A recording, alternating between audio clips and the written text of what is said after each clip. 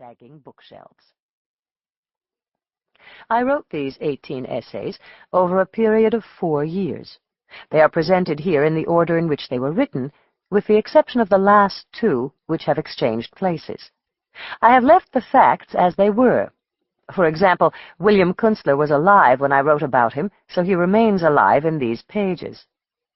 Over the course of those years, my son was born, my daughter learned to read, my husband and I turned 40, my mother turned 80, my father turned 90. Our books, however, even the ones printed long before we were born, remained ageless. They recorded the passage of real time, and because they reminded us of all the occasions on which they had been read and reread, they also reflected the passage of the preceding decades. Books wrote our life story, and as they accumulated on our shelves, and on our windowsills, and underneath our sofa, and on top of our refrigerator, they became chapters in it themselves. How could it be otherwise?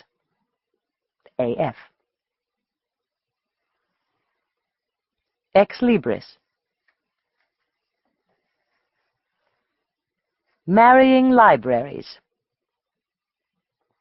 A few months ago, my husband and I decided to mix our books together. We had known each other for 10 years, lived together for 6, been married for 5. Our mismatched coffee mugs cohabited amicably. We wore each other's T-shirts and, in a pinch, socks. And our record collections had long ago miscegenated without incident. My Josquin des Prés motets cozying up to George's Worst of Jefferson Airplane, to the enrichment, we believed, of both. But our libraries had remained separate, mine mostly at the north end of our loft, his at the south.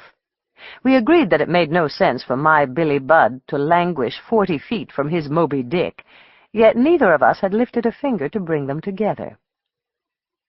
We had been married in this loft, in full view of our mutually quarantined Melvilles, promising to love each other for richer or for poorer, in sickness and in health, even promising to forsake all others, had been no problem. But it was a good thing the Book of Common Prayer didn't say anything about marrying our libraries and throwing out the duplicates. That would have been a far more solemn vow, one that would probably have caused the wedding to grind to a mortifying halt. We were both writers, and we both invested in our books the kind of emotion most people reserve for their old love letters. Sharing a bed and a future was child's play compared to sharing my copy of the complete poems of W.B. Yeats, from which I had once read Under Ben Bulben aloud while standing at Yeats's grave in the Drumcliff churchyard, or George's copy of T.S. Eliot's selected poems, given to him in the 9th grade by his best friend, Rob Farnsworth, who inscribed it, "Best wishes from Jerry Cheevers."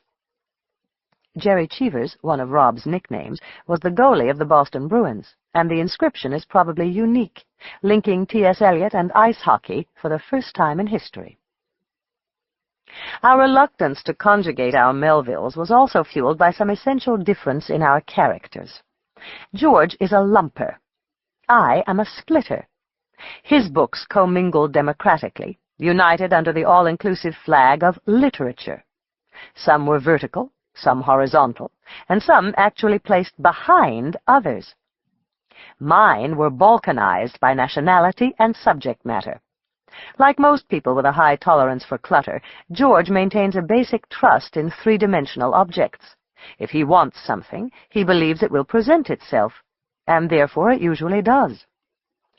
I, on the other hand, believe that books, maps, scissors, and Scotch-tape dispensers are all unreliable vagrants, likely to take off for parts unknown unless strictly confined to quarters. My books, therefore, have always been rigidly regimented. After 5 years of marriage and a child, George and I finally resolved that we were ready for the more profound intimacy of library consolidation. It was unclear, however, how we were to find a meeting point between his English garden approach and my French garden one. At least in the short run, I prevailed, on the theory that he could find his books if they were arranged like mine, but I could never find mine if they were arranged like his. We agreed to sort by topic. To keep listening to this audiobook for free, click the link in the description. It will take you to a free Audible trial where you can listen to this and many other books for free for 30 days.